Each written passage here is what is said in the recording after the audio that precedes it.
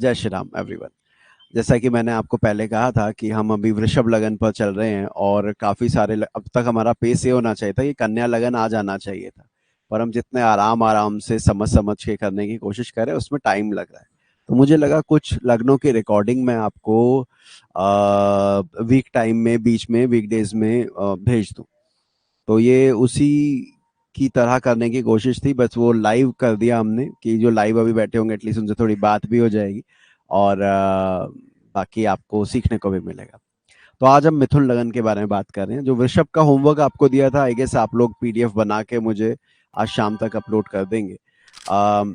तो मिथुन लगन क्या होता है, कैसा होता है, क्या उसके ट्रेट्स हैं, क्या उसकी खूबियां या कमियां हैं, तो उस पर बात करते हैं। सबसे पहले मिथुन लगन का जो निशान है, चिन्ह है, वो जैसे आप सेकंड क्लास बनाते थे ना रोमन नंबर में, वैसा इसका निशान रहता है मिथुन का। दो इंडिविजुअल है जुड़े हुए हैं। आ, ये द्विस्वभाव राशि भी कहलाती है, डुअलिटी भी दिखाती है।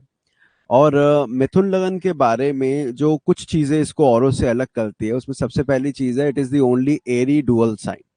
ये वायु तत्व राशि है लेकिन डुअल है।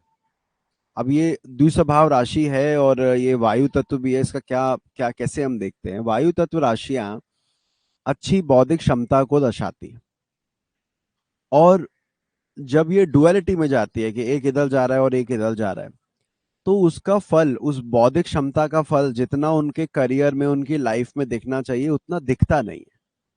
मैंने जो मुझे अधिकतर मिथुन लगन के लोग प्राप्त हुए हैं, मिलते हैं, उनके केस में मैंने देखा है कि अगर उनसे बात करो तो they are very intelligent, intellectual, आपको इम्प्रेस कर देते हैं। लेकिन जब आप उनकी ग्रोथ देखते हो करियर की, तो यू विल फील कि अरे यार, इसको तो कहीं और होना चाहिए था, ये तो और बेहतर जगह पर हो सकता था। वो चीज हमें देखने को मिलती है जब कभी भी मिथुन लगन को हम देखते हैं। द्विपाद राशि है। अभी तक हमने मेष और वृषभ पढ़ी, उन दोनों लग्नों में चार पैर वाली राशियां थी। ये पहली दो पैर वाली है, यानी कि दे आर मोर रिसेप्टिव। ये दूसरे की बात समझने का ज्यादा प्रयास करते हैं कंपेयर टू अदर्स। जैसे एक होता है ना कि दूसरा क्या कह रहा है और वो ना समझ के अपनी अपनी बातें करना, वो इनकी आदत नहीं होती है। आई गेस कैमरा मेरा ऑफ हो गया है, अब ठीक है। हाँ जी, तो सॉरी भाई, कहाँ थे हम। आवाज तो आप लोगों तक लगातार पहुंच रही है ना, रीना कोटक?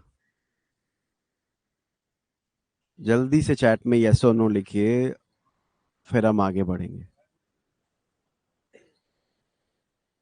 कोई है यहाँ पर या मैं अकेले बात कर रहा हूँ?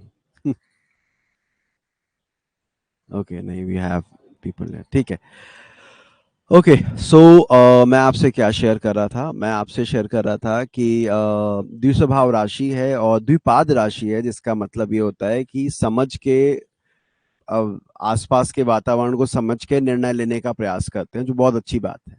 समझदारी इनमें देखने को मिलती है। आगे बढ़ते हैं, अगले पॉइंट की तरफ चलते हैं।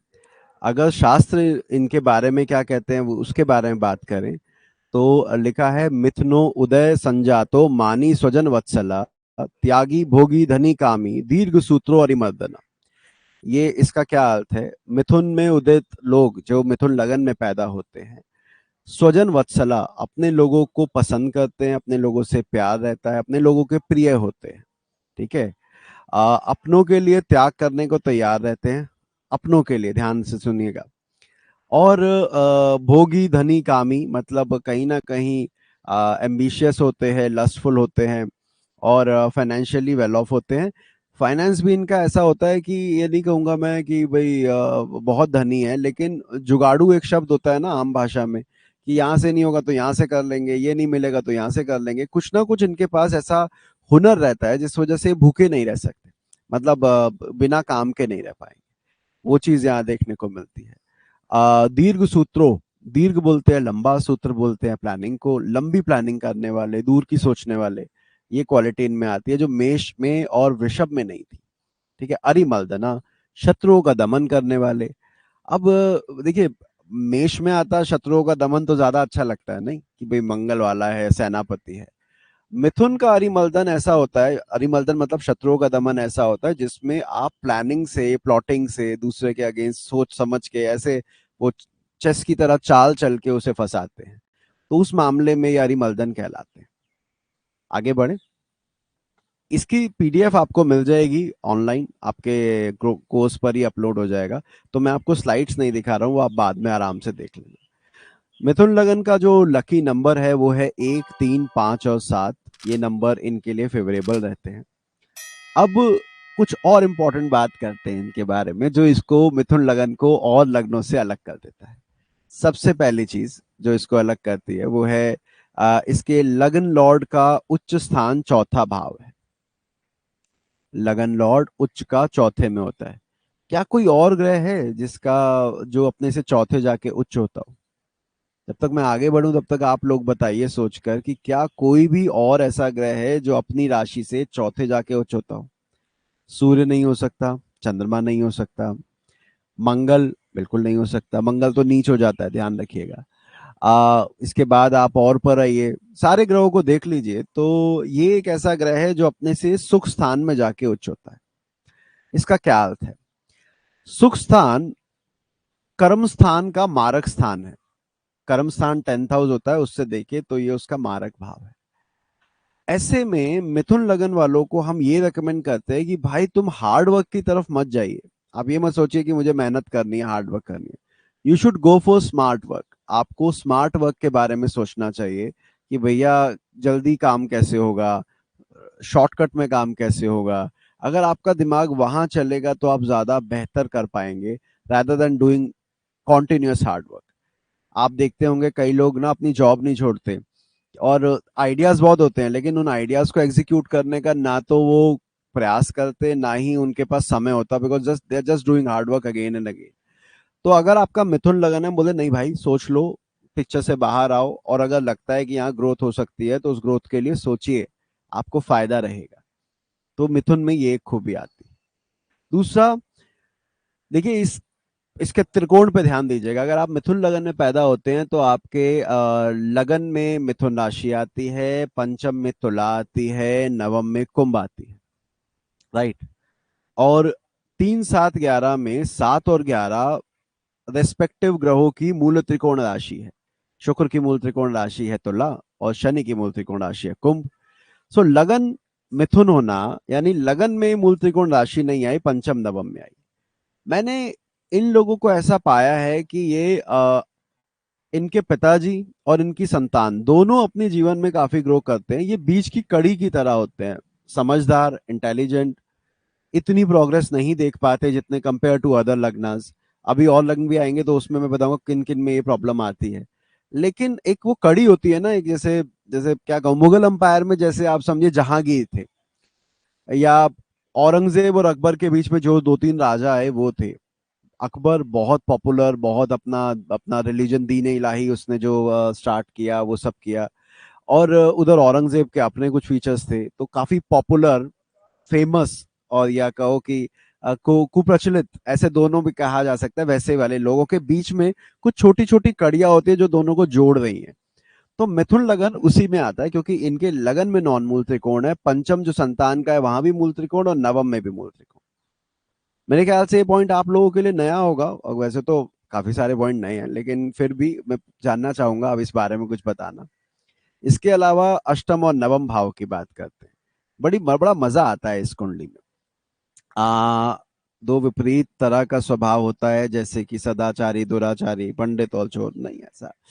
ठीक है, मैं अभी मुद्दे की बात पर आता हूँ कि शनि इस कुंडली के लिए नवमेश बनता है, नवम में मूल त्रिकोण राशि आती है, और अष्टम भाव का स्वामी भी शनि बनता है। दोनों भावों में आप जानते हैं जमीन आसमान का फर्क है, एक सबसे ज्यादा शुभ है, एक सबसे ज्यादा अशुभ है। ऐसे में शनि की दृष्टि, शनि का कहीं बैठना, should we take it as a positive combination और not, it depend obviously on position, but at the same time it will not क्या कहूँ कि fully leave the result of other भावा। मतलब अगर नवमेश है और अच्छे घर में भी बैठा है तो भी अष्टम का स्वामी तो वही रहेगा। प्रभाव थोड़ा कम हो जाए लेकिन देगा जरूर। अष्टम का प्रभाव वहां पर भी देखने को मिलता है, तो इसको आप समझिएगा। भाई बताते रहना आवाज आ रही है कि नहीं, क्योंकि हम फिर आगे बढ़ रहे हैं। इसके अलावा थर्ड हाउस देखिए, काल पुरुष के तीसरे भाव में मिथुन राशि आती है ना। और इस कुंडली में तीसरे भाव का स्वामी होता है सूर्य। और आप ये भी जानते हैं कि सूर्य और बुध आसपास रहते हैं। तो मिथुन लगन में सन मरकरी कंजंक्शन थर्ड हाउस को बहुत स्ट्रांग कर देता है। क्यों? ऑलरेडी कालपुरुष का तीसरा भाव लगन में, तीसरे भाव के स्वामी से युति, तो ये अपने आप में कम्युनिकेशन स्किल पर बहुत इंपैक्ट डालता है। And they are very good orator, they are very good communicator, they are very good mediator. Mediator शब्द होता है जो दो लोगों में झगड़ा हो तो बीच में सुलह या फूट डाल सके। ये दोनों डाल सकते हैं, ये दोनों कर सकते हैं। ये आपकी बनवा भी सकते हैं लोगों से, आपकी मैत्री भी करवा सकते हैं, और आपके बीच में फूट डालने का काम भी कर सकते हैं। कम्युनिकेशन स्किल अच्छी है। इन शॉर्ट, ये जो कन्विंस करना चाहते हैं वो थोड़ा ज्यादा आसानी से कर पाते हैं। वो एक इंपॉर्टेंट चीज है इसमें। अब आते हैं इंपॉर्टेंट कंजंक्शन और एस्पेक्ट पर। देखिए, जब भी मिथुन लगन की पत्रिका आपके पास आए, सबसे पहले देखिए शनि और मंगल दोनों मिलकर किस भाव को देख रहे हैं। शनि मंगल की दृष्टि जिस भाव पर हो, उसके अधिपति पर हो, उस भाव में अफ्लिक्शन होती ही है। मतलब स्ट्रांगली आपको दिखेगा, क्योंकि इसका सीधा सा रीजन एक तो ये है कि they are 6-8 lord, and along with it they are cruel planet also. Mars तो स्पेशली इसमें अच्छा नहीं माना गया। तो ऐसे में दोनों की दृष्टि जहां आएगी, जिस भावाधिपति पर आएगी, वहां पर परेशानी होना स्वाभाविक है। इसी प्रकार बुध शुक्र इस कुंडली में ट्राइन लॉर्ड बनते हैं। बुध शुक्र इस कुंडली में ट्राइन लॉर्ड बनते हैं, लग्नेश और पंचमेश। और आठवें और 12वें और चौथे के स्वामी यानी मोक्ष त्रिकोण को भी स्वामी बनते हैं। बुध शुक्र की भी कंजंक्शन वैसे तो बहुत अच्छी होती है इस कुंडली में, हम कहते हैं होनी चाहिए। और जितने अच्छे भाव में होगी उतना ज्यादा अच्छा परिणाम रहेगा। दोनों मिलके किसी घर को देख रहे हैं, किसी घर के स्वामी को देख रहे हैं, तो उसकी वृद्धि निश्चित होती है।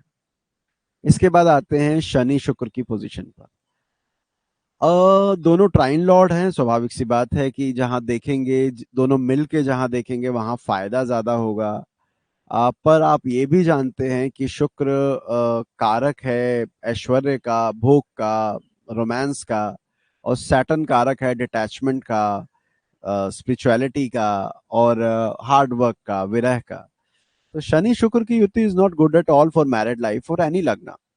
ठीक है, इतना अच्छा नहीं माना जाता इसको। बाकी हम भावों को देख के फिर कंफर्म करते हैं कितनी दिक्कत है इसकी शादी में।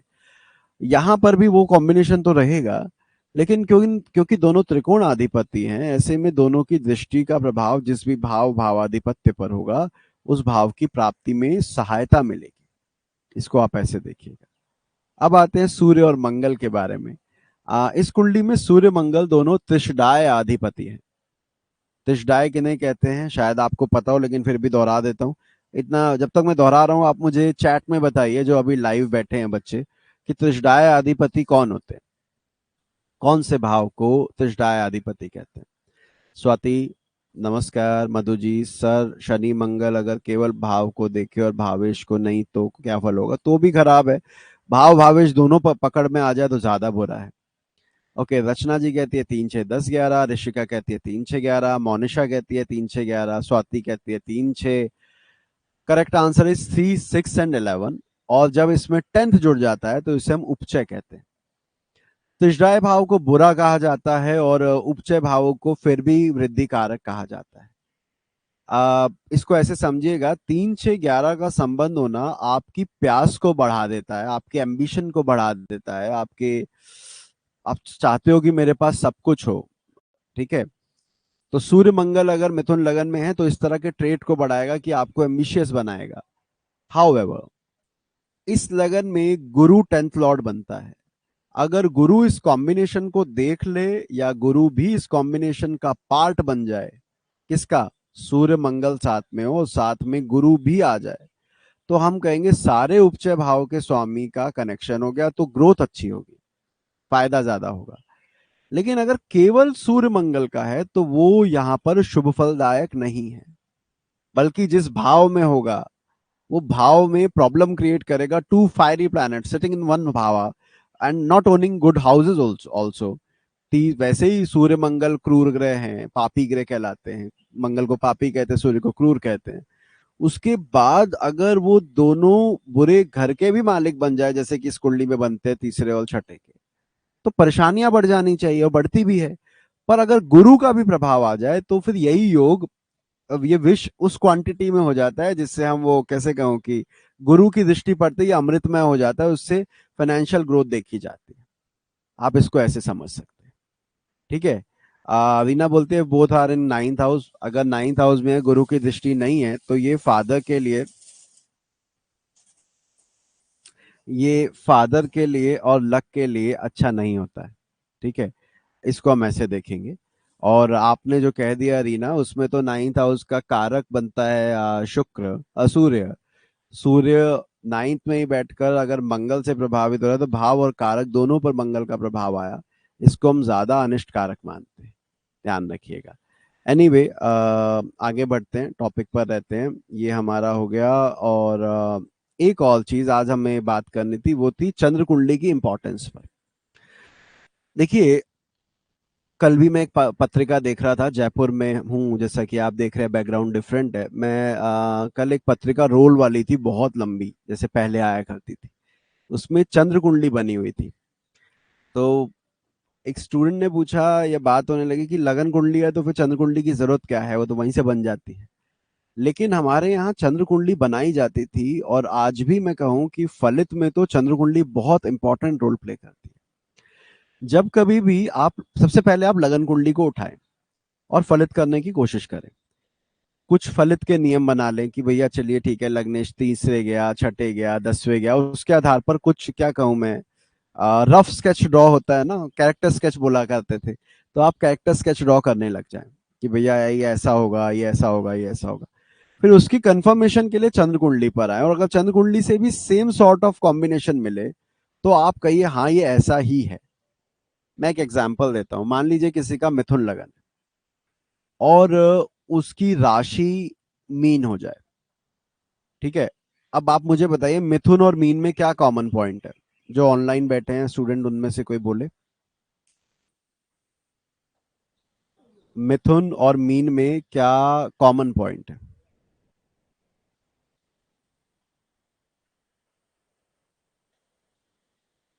सोचो, बताओ। Okay, fine. रचना, मधु जी, सबका मैसेज आया है, द्विस्वभाव राशियां है। अब क्योंकि दोनों द्विस्वभाव राशि है, तो जो नेचर में डुअलिटी वाली बात है, निर्णय ना लेने की शक्ति, कंफ्यूज हो जाने की बात, वो ज्यादा अप्लाई हो जाएगी इस केस में। ठीक है। क्यों हो जाएगी? क्योंकि दोनों ही द्विस्वभाव हैं, दो अलग अलग डायरेक्शन में जा रहे हैं, तो परेशानी आती है। वहीं अगर मिथुन लगन हो जाए और साथ में तुला राशि हो जाए, मिथुन लगन तुला राशि, तो हम क्या कहेंगे? हम कहेंगे मिथुन वायु तत्व है और तुला भी वायु तत्व है। वहां पर हम इंटेलिजेंस के साथ इसे जोड़ देंगे कि ये व्यक्ति बहुत बुद्धिमान तार्किक होगा। सेम लग्न है, लेकिन दूसरे लगन से हम वो कोशिश कर रहे हैं जानने की दोनों में कॉमन पॉइंट क्या है। मेरी बात समझ में आ रही है?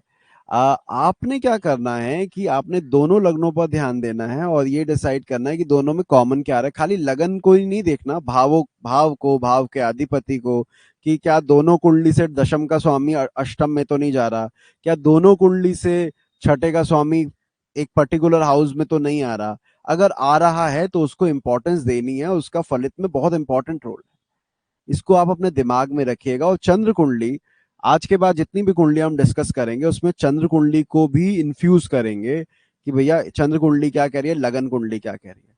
केवल एक, उससे आगे नहीं बढ़ेंगे। अब मैं आपसे कुछ सवाल पूछता हूँ कि अगर किसी का सिंह लग्न हो और मेष राशि हो, what what you are going to predict, what are you going to predict, क्या कहोगे कि कैसा स्वभाव होगा सिंह लगन और मेष राशि? और फिर जब आप इसको लिख दोगे तो मैं अगला सवाल आपसे पूछूंगा कि अगर सिंह लगन और वृषभ राशि हो तो क्या फर्क होगा, इन दोनों में क्या अंतर आएगा, बताइए।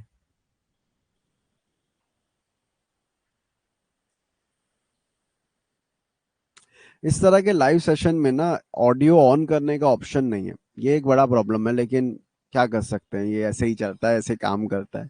सो मोनिशा लिखती हैं, स्वाति लिखती हैं, both are fiery sign, very aggressive and straightforward. If your lagna is lagna is Leo and moon sign is Aries, और वाइस वर्सा। बिल्कुल आप सही कह रहे हैं। On the other hand, when you have Simha lagna as a lagna and Taurus as a moon sign, both are rigid, both are fixed, both are chatushpad, चार पैर वाली राशियां हैं, एक वंचर है एक चार पैर वाली है। तो रिजिडिटी वहां पर होगी। वहां पर आ, मेष में भी चार पैर थे, लेकिन यहां पर क्या हो रहा है कि वो फिक्स्ड होना, स्थिर हो जाना, जड़ होना, उसके चांसेस बढ़ जाएंगे। जड़ होना मतलब रिजिड हो जाना about your own point of view कि यस मैं करेक्ट हूं और मुझे पता है।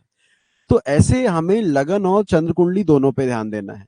सेम केस अगर टेंथ लॉर्ड दोनों कुंडली से सपोज मूवेबल साइन में गया, तो हम बोलेंगे आपका एक जगह बैठकर काम नहीं कर सकते हो, आपको तो इधर उधर भागना पड़ेगा। दोनों जगह पे टेंथ लॉर्ड मान लीजिए एक में कन्या में गया एक में वृश्चिक में गया, आप बोलेंगे प्रॉब्लम सॉल्विंग आपका काम रहता है, आप जो भी काम में इन्वॉल्व होते हो वहां पे दूसरे की परेशानियों को सुलझा रहे होते हो। ऐसे करके चंद्र कुंडली का एक बहुत इंपॉर्टेंट रोल आपके काम में आएगा कि इसका क्या प्रभाव आपको देखने को मिलेगा। ठीक है जी। तो भाई मिथुन लगन के लिए यहीं तक रखते हैं। चार्ट मैंने आज जानबूझ के नहीं लगाया क्योंकि इसको हम आगे डिस्कस करेंगे। ये कुछ चीजें हैं जिसके ऊपर आपको ध्यान देना है, और ये जो 3 लग्नों के पीडीएफ है ये आपको आने वाले एक हफ्ते के अंदर आप ही के उस पर कंटेंट सेक्शन में मिल जाएंगे। बाकी आप लोग अपना ध्यान रखिए। मेरे भी 10 बज गए हैं, मतलब हम सभी के लिए 10 बज गए हैं। अब मेरी कंसल्टेशन का टाइम हो रहा है जयपुर में, तो मिलते हैं और फिर हम इसके बारे में बात करेंगे। ऋषिका बिल्कुल कह रही है fixivity of ideas both are fixed. Monisha ने भी लिखा एग्रेसिव। सी पता सबको है, मैं जानता हूँ, ऐसा कोई नहीं है आप में से, तभी आप साधक में बैठे हो, शिक्षार्थी में नहीं हो। लेकिन वो एप्लीकेशन में कितना आता है उसके लिए हम बैठे हैं। मतलब मैं चाहूंगा कि खाली वो जो पढ़ा हुआ है ना, स्थिर स्थिर होता है या अग्नि अग्नि, उसको इस्तेमाल हम जरूर करें अपने फलित में। अगर इस्तेमाल नहीं करेंगे तो वो सिर्फ लिटरल मतलब ही आपको याद रह जाएंगे, उसका कोई यूज नहीं होगा। ठीक है, बाकी अपना ध्यान रखो, बात करते हैं। जय श्री राम। ऐसा नवांश जो भाग्य बदल सकता है, यदि उसके बारे में जानकारी चाहते हैं तो ऊपर दिए गए इस वीडियो पर क्लिक कर सकते हैं, और हमारे लेटेस्ट वीडियो के लिए आप नीचे क्लिक कर सकते हैं। मिलते हैं अगली बार। नमस्कार।